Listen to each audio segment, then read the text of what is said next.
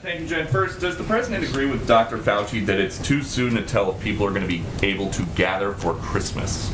Well, the president relies on CDC guidelines, and they have not changed their guidelines about who can gather together, those who are vaccinated, but we leave it to them if they need to change their guidelines based on where the pandemic sits. Thank you. Following up on something that you just said, you said that the president's going to have a virtual meeting with House progressives to talk about how this Build Back Better package is now going to be smaller than $3.5 trillion. But you have been saying that it costs zero.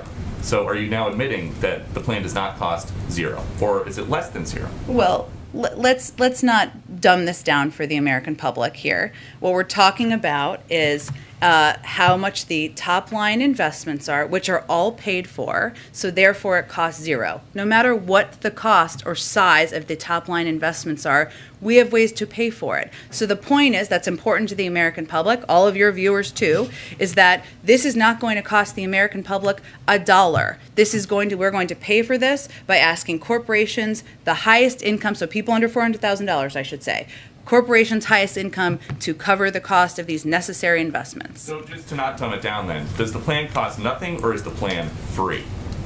The plan costs nothing for the American people who make less than $400,000. If you think that companies that paid zero in taxes last year, 50 of the top companies should continue to pay zero in taxes, we're happy to have that debate. And just one more, Jen, thank you. A group of activists followed Senator Kyrsten Sinema into a ladies' room screaming about the Build Back Better plan yesterday. The president said today, "I don't think they're appropriate tactics, but it happens to everybody and it's part of the process." He is an expert on the process.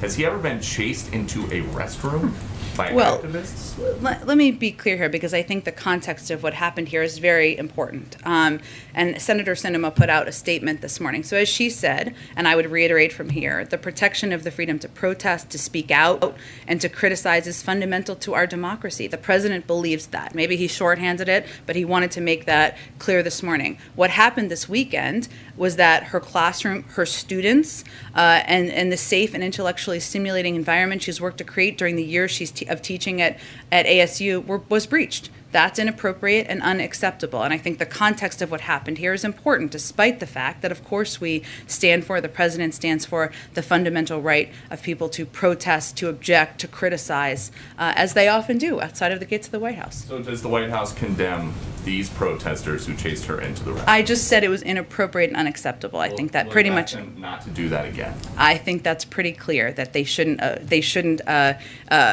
breach the classroom and make the students feel like their privacy, their intellectually stimulating classroom, and their time as students in college is being broached upon.